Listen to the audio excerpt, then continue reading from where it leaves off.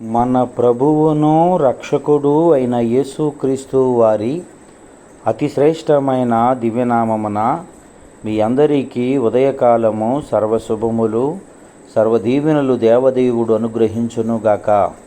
Amen.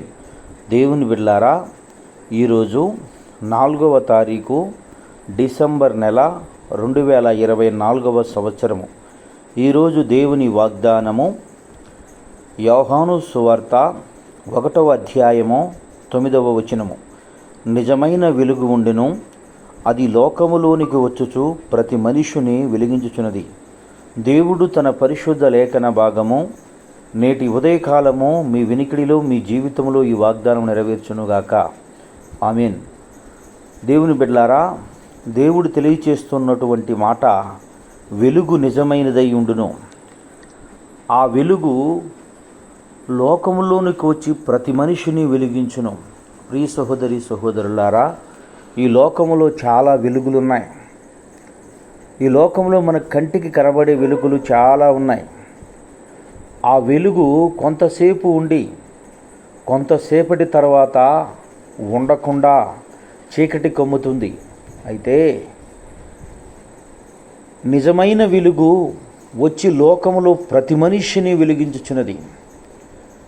దేవుని బిడ్డలారా, ఆదికాండము 1వ అధ్యాయము 1వ వచనములో దేవుని వాక్యం ఏమి తెలియజేస్తుందంటే, భూమి నిరాకారముగాను శూన్యముగాను ఉండెను, చీకటి అగాధ జలములపై కమ్ముచూ ఉండెను. లోకములో చీకటున్నది. ఈ భూమి మీద చీకటి కనబడుతుంది. ఈ భూమి మీదకి ఆయన వెలుగుగా వచ్చి ఉన్నాడు. నేను లోకమునకు వెలుగు అని దేవదేవుడు తెలియజేస్తున్నాడు.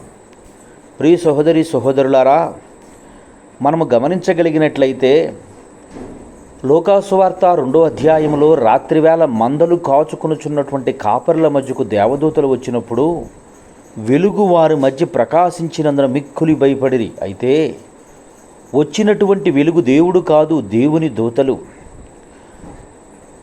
వెలుగైనటువంటి యేసయ్య దగ్గర ఉండి నిత్యము స్తుతించే, గణపరిచి మహిమపరుస్తూ సైన్యములకు అధిపతియగు యెహోవా పరిశుద్ధుడు పరిశుద్ధుడు అని ప్రతిగానముల చేత స్తుతిస్తూ గణపరుస్తున్నటువంటి దూతలే వెలుగు కాపరుల మధ్యలో చీకటిలో ఉన్నవారి మధ్యకు వస్తే వారు భయపడిపోయారంట. సహోదరి సహోదరులారా, బంబేలు ఎత్తిపోయారు. ఎందుకంటే వారి సావాసము చీకటితో, వారు ఉన్నది గడిపే సమయము రాత్రి సమయము. సహోదరి సహోదరులారా, నేటి కాలముందు యేసయ్య మీ వద్దకు వస్తే, యేసయ్య మాటలు మీతో చెబుతూ ఉంటే ఆయన మాటలు మీకు అర్థమవ్వటం లేదు. మీకు ఒక విచిత్రంలోనికి వెళ్ళిపోతున్నారు. ఒక అయోమయముగా ఉంది. సహోదరి సహోదరులారా, కాపరలే అంత కంగారు పడిపోతే ఇక మీరెంత కంగారు పట్లో ఆశ్చర్యం లేదు కదా. అయితే సహోదరులారా, దూతలు చెప్పిన తరువాత అలా ఉన్నదో లేదో వెళ్ళి చూతుము రండి అని ఒకరినొకరు పురుకొల్పుకొని కాపరులు వచ్చి పరిశీలించి పరిశోధించి విన్నవాటిని కన్నవాటిని అనేకులకు ప్రచురము చేసిన దైవ గ్రంథమందు దేవుడు తెలియజేస్తున్నాడు. దేవుని బిడ్డలారా, ఈ ఉదయకాలం ముందు యేసయ్య చెబుతున్నటువంటి మాట, నేను నిజమైన వెలుగు, నేను లోకంలోనికి వచ్చున్నాను, నేను మిమ్మల్ని వెలిగిస్తున్నాను. కాపరుల వలె మీరు కూడా వచ్చి ఒక్కసారి ఆయనను పరిశీలించి చూసిన ఎడలా ఆ వెలుగు మిమ్మల్ని వెలిగించును, మీ జీవితాలను సరిచేసును, మీ బ్రతుకులను మార్చును, మీ కుటుంబాలను కట్టును. పోగొట్టుకున్న వాటన్నిటినీ దేవుడు తిరిగి నీకు ఇచ్చి నిన్ను ఆశీర్వదించి నిన్ను సంతోషపరిచి అనేకులకు దీవెనకరముగా నీవు వెలిగే వ్యక్తిగా, అనేకులను వెలిగించే వ్యక్తిగా దేవుడు ఇస్తాడు. గనుక ఆ వెలుగు వద్దకు వచ్చి కృప, ఆ వెలుగును అంగీకరించు కృప దేవుడు మీకు అనుగ్రహించునుగాక. ఆమేన్. తండ్రి, నీకు వందనాలు, స్తోత్రములయ్యా.